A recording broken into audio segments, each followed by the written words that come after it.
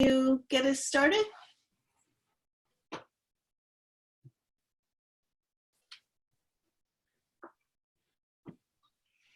But the first thing is I want everyone to go and check uhills.org periodically, daily. We're updating it. There's lots of good information on the website. Among the things you'll find there are a list of various Zoom meetings that are occurring periodically. We're establishing a series of routines in our community. You want to get an exercise regimen going, the classes, Nesby's boot camp, the yoga classes, all that sort of thing.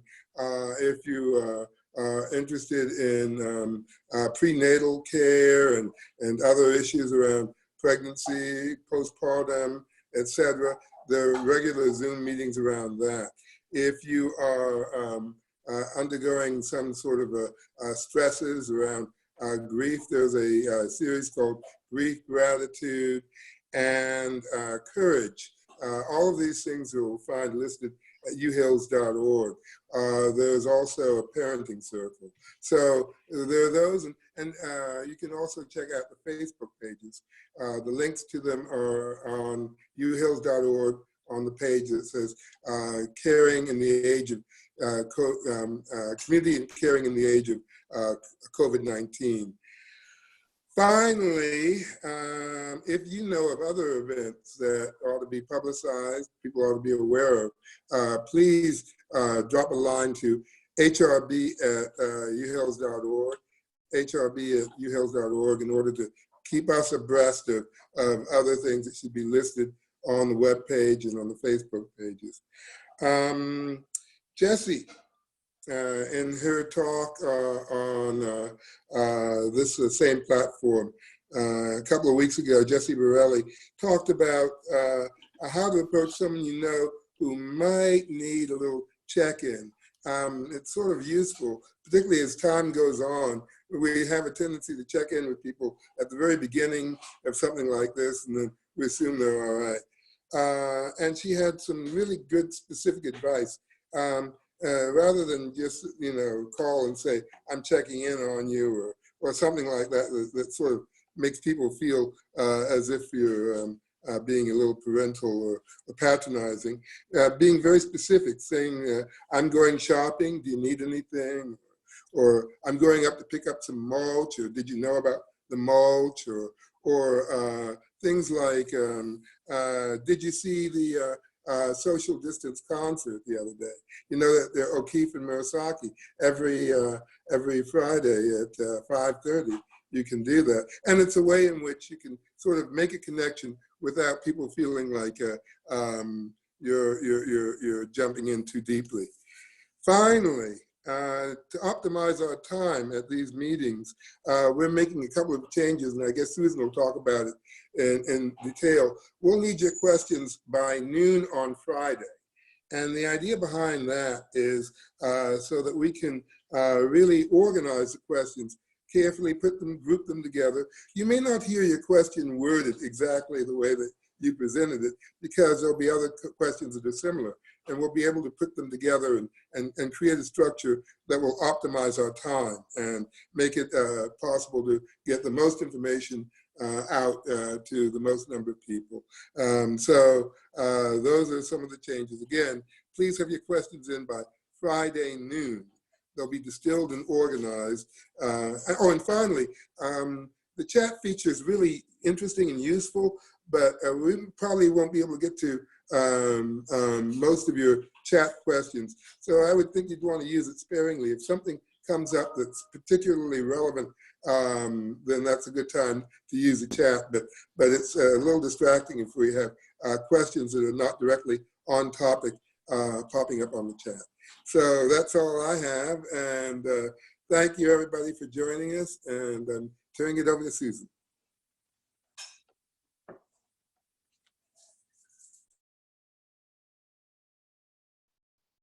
Thank you, Hobart. Sorry, still playing with Zoom.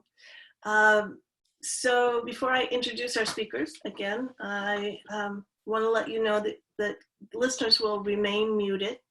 And as Hobart said, we're a community with tremendous knowledge and education and have a lot to say. But this is in this space, we're going to do some more listening, and I would ask you again to be kind to each other and to use that chat as a way, as sparingly, not as a way to critique the dialogue. So please take this time as it is presented to us as a gift. Thank you, Cindy, and thank you again, Phil, for being here. So Cindy is the chair of family medicine and primary health care, and she's been a health equity worker, advocate for her career, and she's our extraordinary fireside host. So thank you again, Cindy, for doing this for us. Dr. Phil Felgner is the director for the Center for Vaccine Research and Development at UCI, and again, has had also a rich career. So I've done this in the past, and let's do it again tonight. Let's check in for the week. Cindy, Phil, what are your reflections on the week as things continue to change so rapidly? Cindy? So, well, first of all, thanks again for welcoming us back and for this conversation, and for being such good neighbors. Really, I feel, again, very blessed to be part of this community and this neighborhood. And I want to extend my sincere thanks, really, from UCI health workers, that you're doing your part, and that is maintaining the physical distancing to reduce the peak of the infections. And it's working. It's really made a big difference. For the last month or so, we had been urgently preparing for the COVID surge. We may still have a surge. We're not sure if the numbers are going to continue to increase or if we've reached a bit of a plateau. But the surge that we're experiencing, if this is our surge, is much less intense than New York City, for instance, and many other communities where the numbers of infections have been so much greater. So while we're ready and we're prepared in case of a disaster, of a big surge, we're so happy that we don't have to pull all those ventilators out and use them at this point in time. We've got plenty of capacity, and we're ready to handle what comes our way. I'll just say there's still tremendous uncertainty. There's still much more that we don't know than what we do know about this virus. And so many of the questions that I saw that were submitted are questions that are really under active investigation, and we often don't have the answers to many of these unknown questions that you're posing so well. I will also say that within the health workforce, there's a real sense of pride. We've heard the appreciation coming from the community, our community locally and around the world. And I have to say, I've never felt so appreciated as a health worker. And that really means a lot to us, because it's scary oftentimes, and it's hard work. And to know that people are noticing and appreciating and grateful, that means a lot to us too. And finally, I'll just say, I am so inspired by all of the acts of kindness, all of the wonderful gestures that neighbors are showing to one another, that people are reaching out to those less fortunate who are in very difficult circumstances. I'm really inspired by the human kindness that's outpouring around the world regarding this crisis. So thank you for what you're doing. Thank you. How about you, Phil? Yeah, this has been busy. I've been losing track of my weekends. All the days are running together. It's a really remarkable research environment right now, like nothing I've ever experienced before. Clinically, it's amazing. The hospital is just coming together to test hospital care workers, because a lot of the care workers are wondering if they have any kind of immune response that might be able to sort of blunt the consequences of an exposure. It seems like pretty much everyone that knows about what we're doing, and if they've experienced a symptomatic infection, they want to know if that infection was a consequence of the coronavirus. And and if they've recovered, so many people have recovered, they'll feel better if they have an immune response now because of the convalescent, because they're in convalescence from the infection. I think we're learning about we actually have so little that we knew at the beginning here, and I think it's impressive how rapidly we're filling the knowledge gap within days and weeks. It's pretty incredible. The journal, the bioarchives, is just full of papers now on coronavirus. And, I guess in a regular time, you kind of look down at those kinds of journals because they don't get reviewed, the usual, go through the usual review process. But what's happening is the journals, the high-profile journals like Nature are accepting the same papers to be submitted to the peer-reviewed journals. So it allows the scientists a chance to see this data and react to it. It's pretty impressive. We've had 2 papers now submitted into bioarchives. I think they're good papers. We're going to be submitting one, essentially the same paper, into Nature Communications. And from a scientific perspective, this is really so exciting.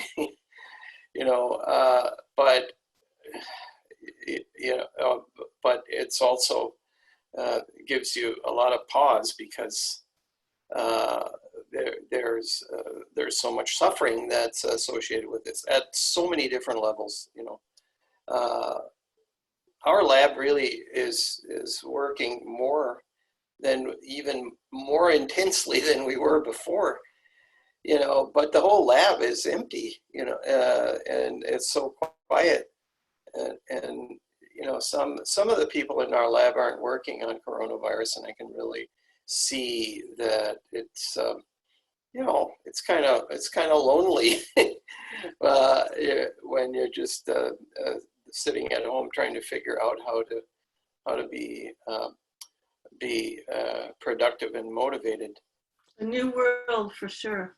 Phil, I'd say one of the remarkable things from your data is that what you're showing is that unless you've had the infection or been exposed, the rest of us have absolutely zero antibody response to these organisms, to these viruses. Yeah.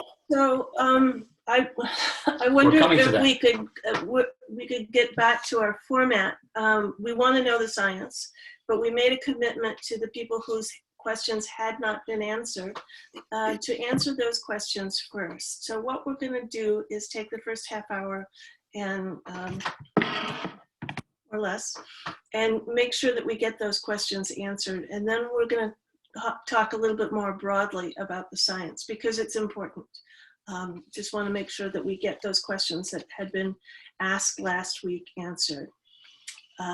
So we're learning that underlying conditions like asthma can be a death sentence for people of any age if they come down with the COVID. Yet European researchers now are calling it striking that asthma appears to be underrepresented in the comorbidities report. Can you speak to that generally? And then I will have some specific questions for you. I think that's up to Cinthya. I'm not very well versed on that topic. Cinthya, you have to go off mute. You're on mute right now. Unmute. Okay. So I will say that we know that this infection is more likely to cause serious damage with people who have underlying conditions, particularly heart and lung conditions, obesity, diabetes, high blood pressure, any chronic condition that kind of weakens the body and may affect the immune system, makes it harder for a person to get through this COVID infection, because the combination of the COVID infection and the underlying condition kind of accelerate and tend to make things worse. In my experience, oftentimes asthma is more serious in children. We see more extreme asthma in young middle school age children. And then as children get older towards their adulthood, the asthma tends to settle down a bit. It tends to not be as extreme as we see in youngsters. And again, the good news is that children are less likely to be severely impacted by the COVID infection for reasons that we don't fully understand. It may have something to do with the fact that their immune system is still developing. And so they don't mount this same very intense immune inflammatory response to the viral infection. So at least in my knowledge, asthma affects the bronchioles, the breathing tubes, whereas COVID affects the alveoli, the pockets, so to speak, where the gas is exchanged. That's where the inflammation happens. So at least I'm not an expert on this, and I don't think there's a lot of experience out there yet, but I'm not aware that asthma is necessarily a serious comorbidity that's going to make things worse. Obviously, the airways could get inflamed and the asthma could exacerbate as well, but we're not seeing that that's one of the major causes of comorbidities, at least in the literature that I've reviewed. And there was another question about asthma saying, is it more likely to be severe, or is the person more likely to get it? I don't think we have the information yet. I don't believe that there's information showing that people with asthma are more likely to contract COVID. So I'm not aware of that. Okay, thank you. I think that does answer that next question about asthma in a child in particular. What is your opinion of any lasting damage of coronavirus in an issue that has arisen in the news? Does the lasting damage include inflammation or buildup in the airways? Well, again, the spectrum of this illness is so variable, and we know that anywhere from up to 40% of people are asymptomatic, and the other 40% have mild symptoms, and they tend to recover pretty much completely.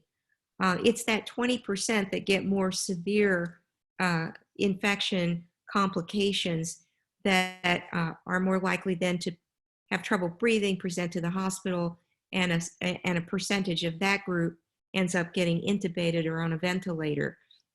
And for the people who go onto a ventilator, obviously there's a lot more inflammatory condition going on in the lungs, and it takes longer to recover from that. We know that there's evidence that this infection affects not just the lungs, but the heart, the kidneys, the gut, the vascular system. There are microthrombi, that blood clots that are forming. So it's a very generalized and kind of extreme inflammatory condition that can literally affect the entire body. And so depending on the severity of the infection, then you're going to get more tendency to have longer lasting effects.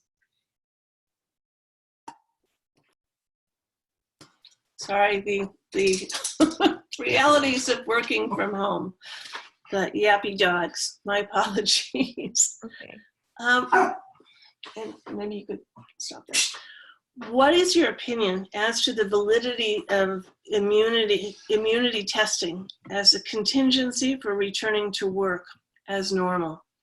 Do you believe one can get coronavirus twice, for example?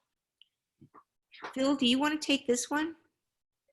Well, yeah, we don't have really good answers. Not the kind of answers that we'd like to have, you know, from a scientific perspective, and also to really be confident to give directive, you know, to public health or to medicine or just in general. But that's a priority. And what's amazing is what's happening in the hospital right now. The physicians are just wanting to get on board with a protocol that we have, and that's about to be approved by the IRB, and then expand that to outside the hospital into the community. So what is that? In the hospital, they are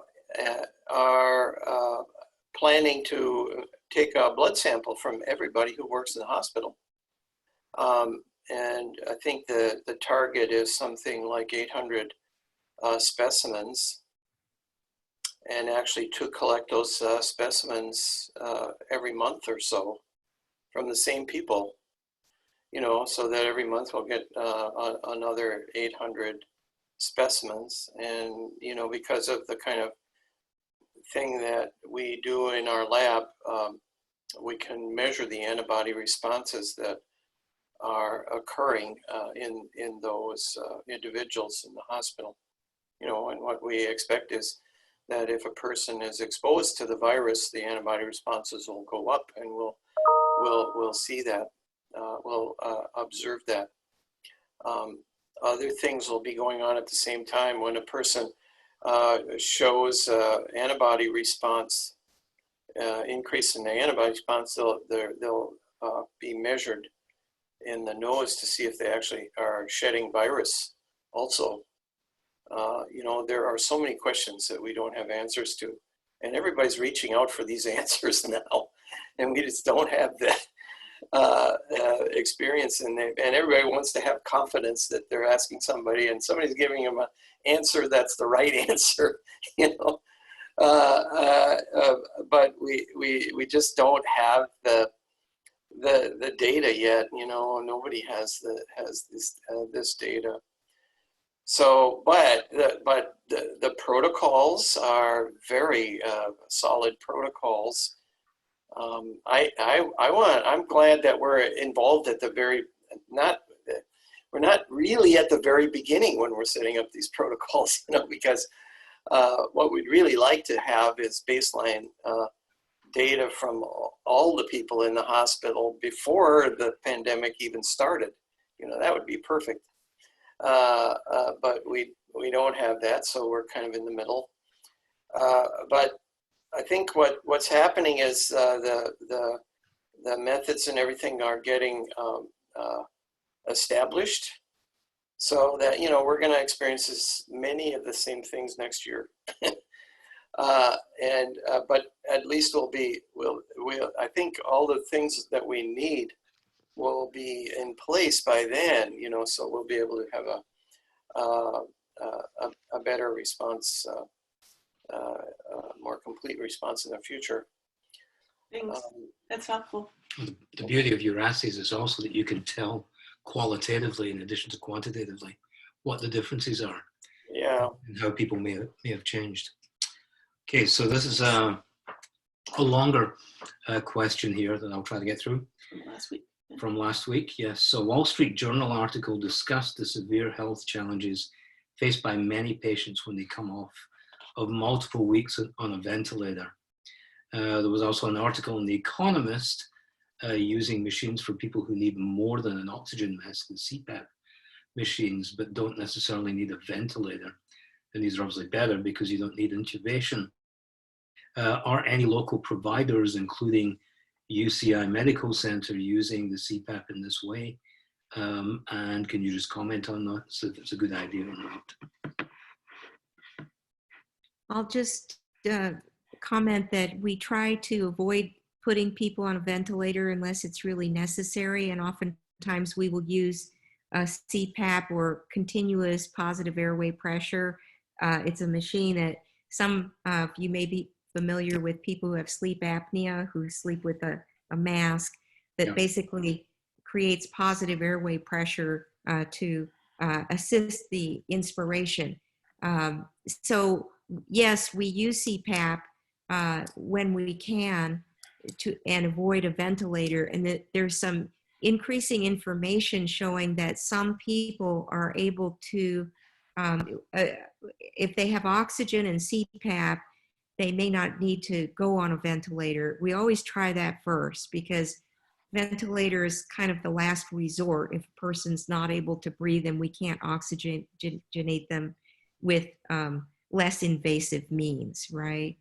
And so, yes, again, those experiments or trials are underway, but there's some promising evidence that some people are able to manage with CPAP alone. I mean, you heard Boris Johnson ended up in the intensive care unit, but he was never intubated. My guess is he was probably on oxygen and possibly CPAP. We don't have those details, but we often do that with people who are kind of on the edge, and we see if we can get them through on a CPAP without having to intubate. So that's common practice. And once a person goes on a ventilator, they're intubated, they have a tube down their throat, they're not breathing on their own. Generally, we have to give them enough medication to make them very sedated so they won't fight the tube, because having a tube down your throat, as you can imagine, is pretty uncomfortable. And so most people's tendency is to want to pull the thing out. And so we have to sedate patients. We have to sometimes even paralyze them, give them medication so they don't move at all, so they don't pull the tube out. And so all of those effects of just laying in bed and then being paralyzed and not using certain muscles, all of that has an effect that takes a long time to recover from. That's why we try to avoid intubating and putting people on a ventilator unless it's absolutely necessary. So the last part of the question, the same question, was, should some of the resources going into ventilators go instead into modifying CPAPs? I believe that that's happening simultaneously. I think, the ramp up of ventilator access has also come with a realization that we need all kinds of oxygen tubing and masks and CPAP, and all of that is just basically a progression up to a ventilator. So all of that is required. Thank you. That's great. What do we know about COVID deaths due to fluid in the lungs? Is this related to inflammation?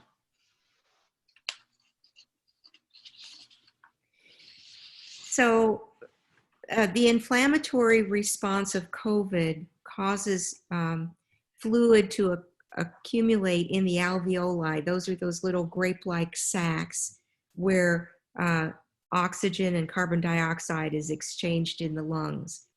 The inflammatory response to the infection is what causes fluid to build up in those alveoli. And that's why sometimes we can't oxygenate people, or the patient can't breathe get enough oxygen in, because their alveoli are just filling up with that fluid, that inflammatory fluid. So that's part of the disease and inflammation process. Thank you. So again, immune system. Can you explain the immune system's overreaction or the cytokine storms? How does this cause damage to other organs and thus to death? Something you referred to before. is there evidence that large doses of vitamin C and vitamin E can combat this? Eric, are you prepared to answer this question? I would say that there's a strong correlation that the cytokine storm is associated with large numbers of white blood cells called neutrophils that migrate into this. And these cells, these neutrophils, their goal is to kill whatever is in there. But in the process of doing this, they release a lot of these cytokines that will activate other cells and cause localized tissue damage. And this is what leads to the tissue damage that leads to the buildup of fluid indirectly as a result of this. So in terms of the actual timing, whether you get the cells coming in, then the cytokine storm, which I think is really what's happening, or whether you're getting that cytokine storm, and then the cells coming in, it's probably a whole mix of this, that one is happening, and you get the cells in, and then there's more cytokines being made, and that these are all associated with increased severity of disease. And it's one of the things I don't think, at least from my reading, is really well understood. Mm-hmm. So I think, but it seems key that at least in a number of papers that I read this last week, showing that you have increased numbers of these neutrophils, these specific white cells in the blood, and that this is very much correlated with a poor outcome of disease. And these are studies mostly from China, where they've been able to do longitudinal studies and follow the patients. I can't speak to vitamin C or vitamin E. It can't hurt, but I'm not sure it would have any direct role. Thank you. Thank you. Phil, did you want to comment on that one?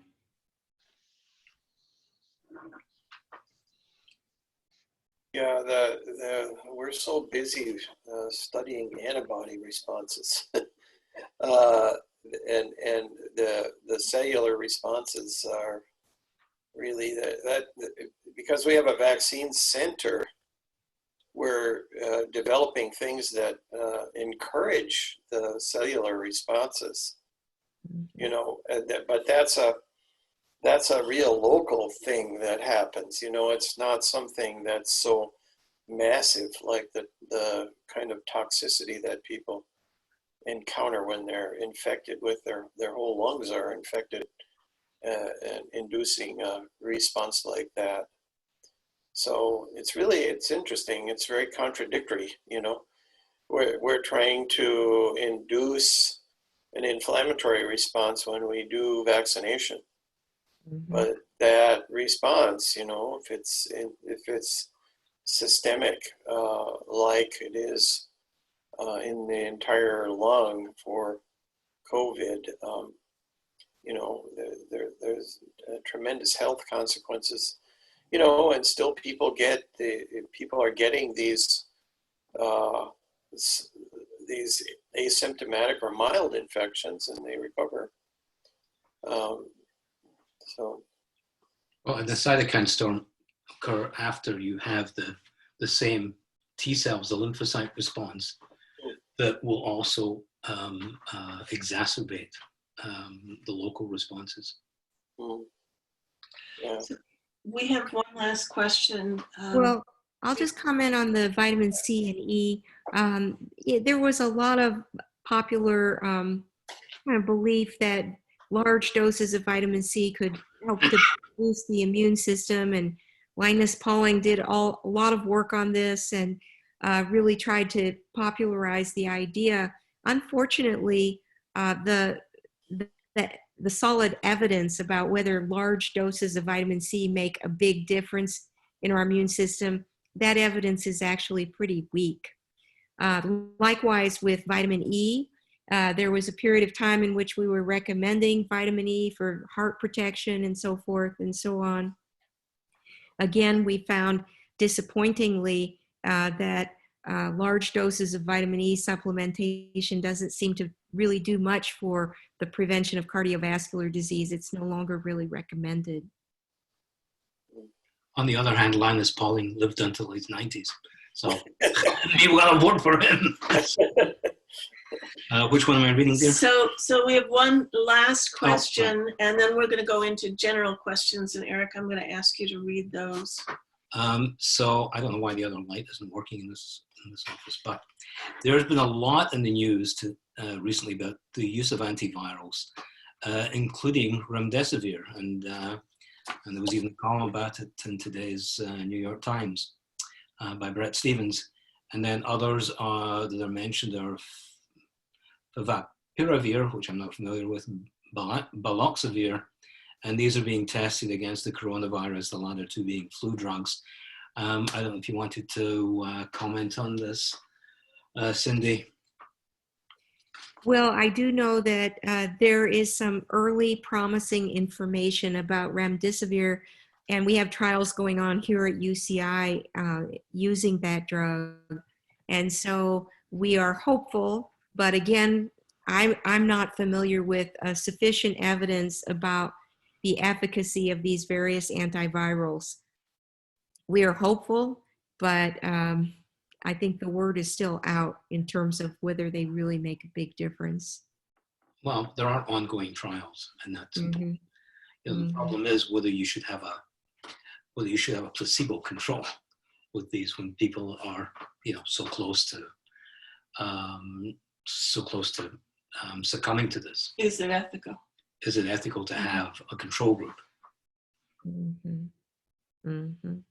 Phil? But I think, I Oops. mean, because we don't know, it's ethical if we don't know. If we know for sure, that's where they stop the trial and they say, okay, now we have enough evidence to show that it's really beneficial. But if we really don't know, then I would just say, that from the human subject's perspective, you have to collect that evidence before we can really make a recommendation.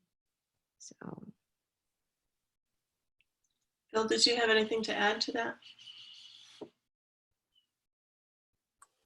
No, I actually I don't think I have any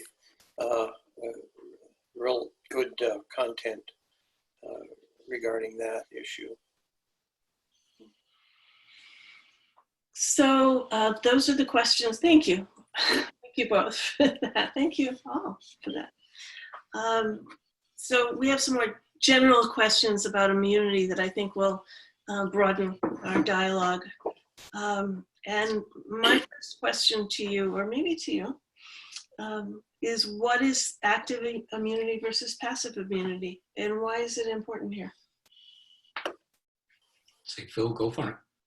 Well, we have a project as part of our profiling of the antibody profiling of people who have been previously exposed, and eventually, be able to predict the type of immune response that is associated with protection.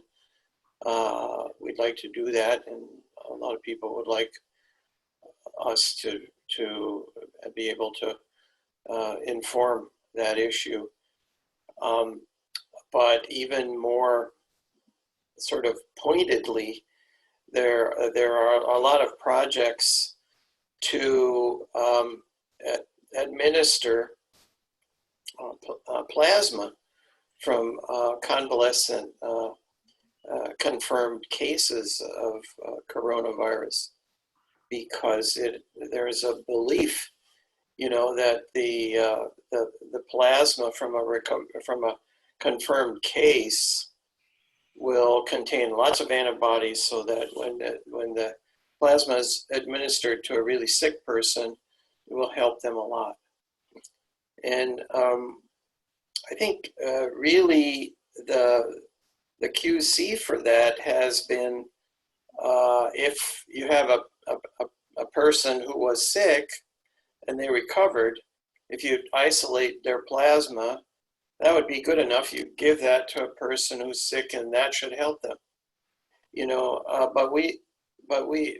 But there's been a lack of characterization of those plasma. It was done a lot for Ebola virus. Right. And what would happen is that you would get one donor, and that donor would donate his plasma to sick people, and they seem to recover. And then they would try to expand that to another person and other people, and it didn't work, So the outcome of that is that some people are saying it's working, and some people are saying it's not working, So it's just everything is just up in the air. So wouldn't you want to be able to take that plasma and test to make sure that it can neutralize the virus in a test tube? Yeah, that's right. That's really what really needs to be done. And there's a lot of motivation to do that right now with coronavirus. There's a big consortium with the Mayo Clinic and Johns Hopkins, and UCI is participating in that consortium to collect plasma from lots of donors. And we're involved in qualifying those plasma so that we understand what the antibodies are that are actually in those plasma. Cindy, do you have experience administering plasma or IVIG? Well, I mean, let me just back up to the difference between passive and active immunity. An easy way to understand passive immunity is when a baby is born, the infant generally has the immunity from the mother because of some of her immunity has come into the baby's bloodstream through the placenta. And so that's what's called passive immunity. The newborn baby won't get measles usually until they're closer to a year old because they have immunity from the mother who had the measles vaccine or so forth. Active immunity is when you're exposed to something or a vaccine and you develop your own antibodies to fight the infection. So you can get passive immunity through the plasma, and we give IgG to we give hepatitis immune globulin to newborn babies if the mother is hepatitis positive and we don't want the baby to get hepatitis. So we often will give that to newborns to protect them. So yes, you can give passive immunity until an individual develops their own active immunity through a vaccine or through exposure and their own production of antibody to fight off an infection. Thank you. So the next questions are around herd immunity. Can it save us from coronavirus? What are the tools that are in place that can get us good information? And what is the herd immunity in the hospital setting versus a larger community setting?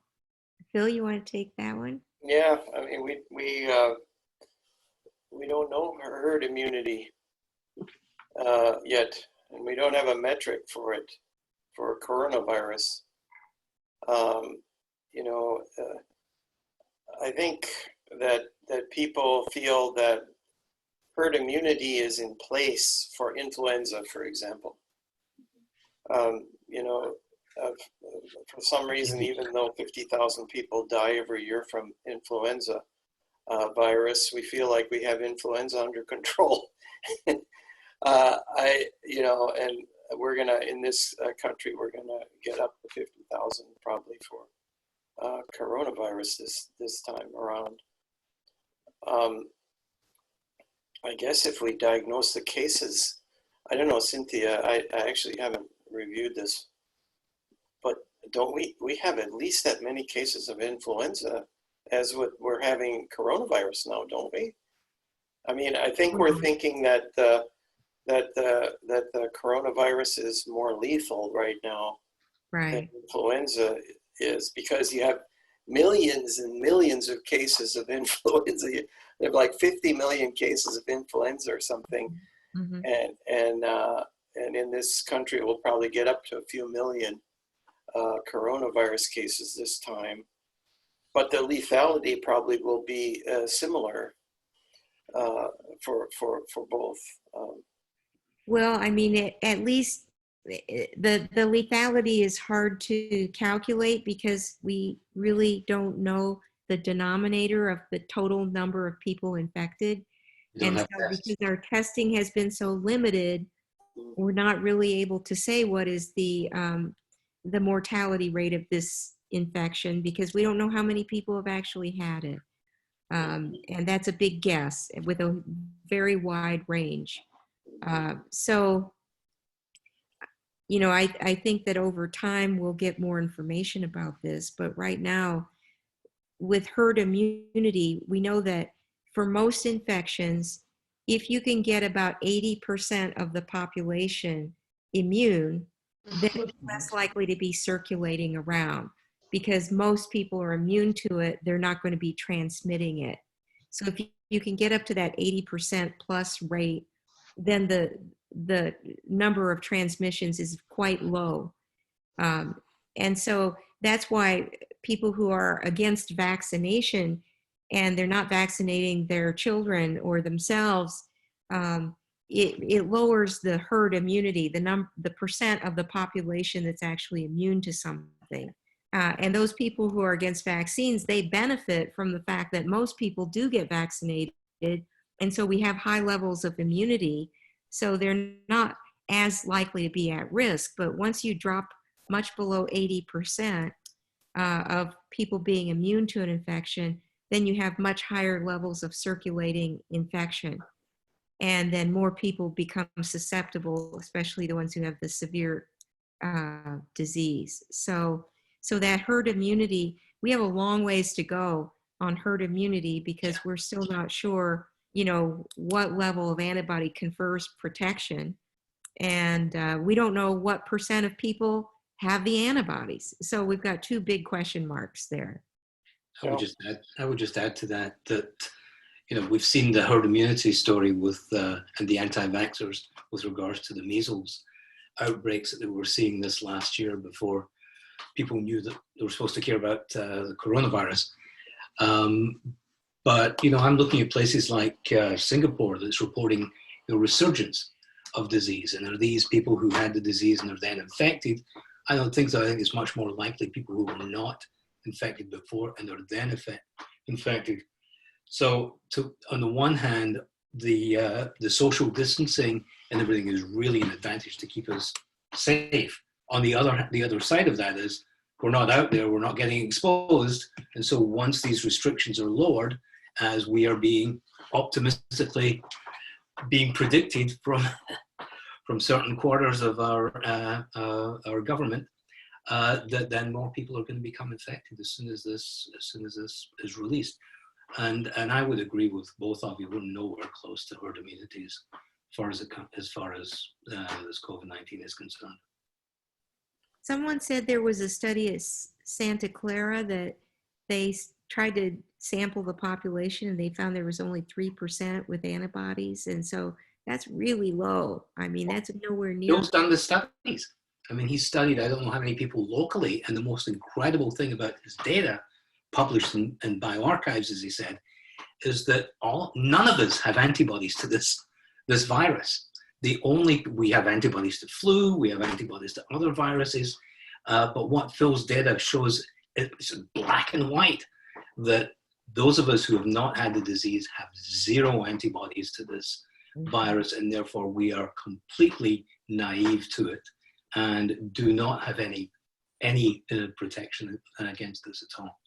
Yeah, that's what, when I was talking to my colleagues about that, they said, oh, that must mean that your detection method doesn't work.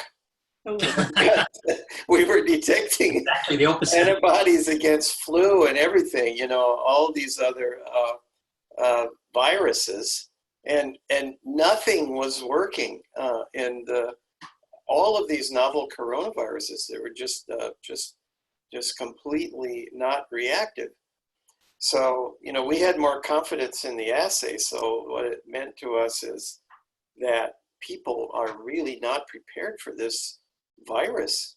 You know, nobody in the world is prepared for this virus. And so you could come to that conclusion just by everything else that's happening in the world, you know, right now. But yeah, to build up that herd immunity, yeah, we want to have a metric, you know, we want to have a metric of herd immunity. There isn't really a metric of herd immunity, and not even for influenza. But what we could try to do is use influenza as a model and try to get coronavirus and background immunity up to that same level.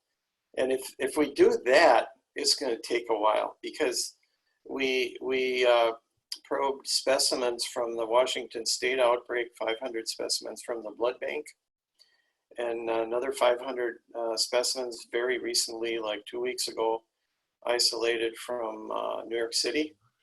And there's definitely, you can see more background immunity in those people, but it's nowhere near what it is against influenza. You know, those people are reacting.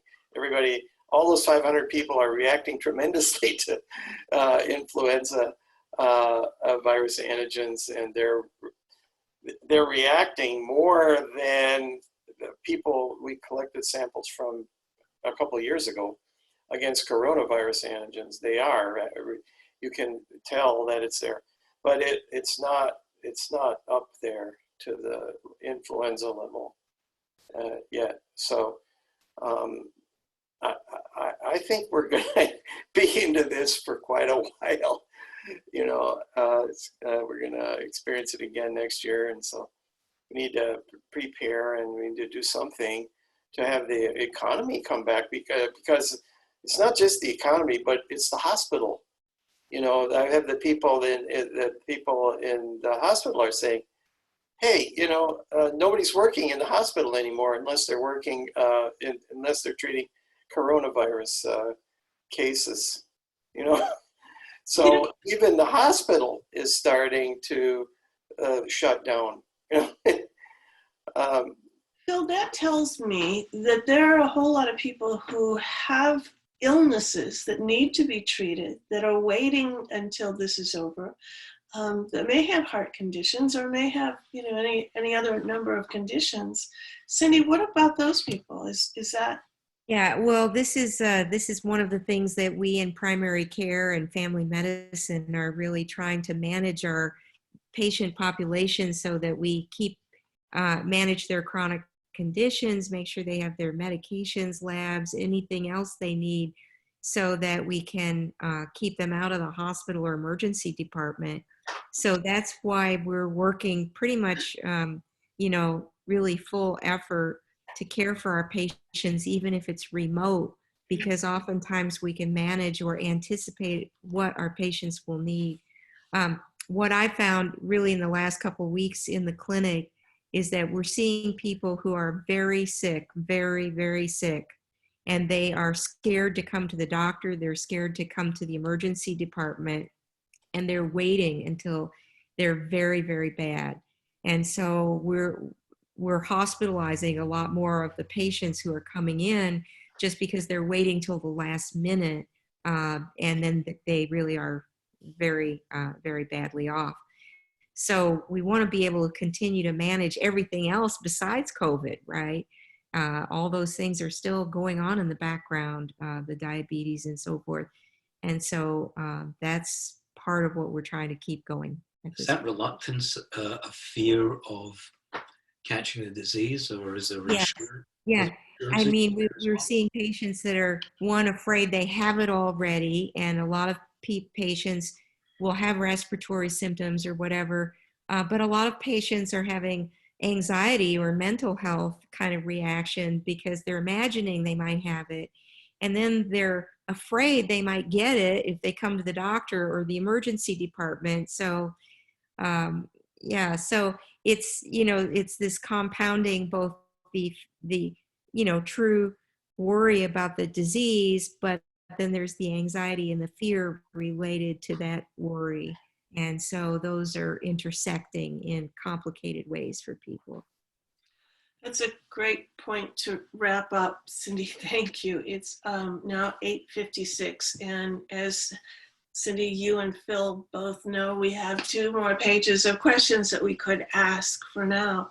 But I think we made a commitment to sort of jump back and forth between mental health and the science so that we can get those questions answered as well. So thank you again for teeing that up for me, Cindy. I think next week we will have a guest who will be able to speak to all of those mental health concerns that are also physical concerns. Right. Dr. Ruth Benka will be joining us, a dear friend and chair of psychiatry here at UCI. And she also happens to be an expert in sleep and the importance of sleep. And so she'll be joining us next week. So thank you so much for having us. Yeah. Thank you, everyone. Thank you, Cindy.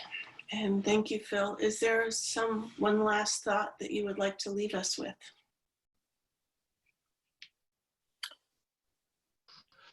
Well,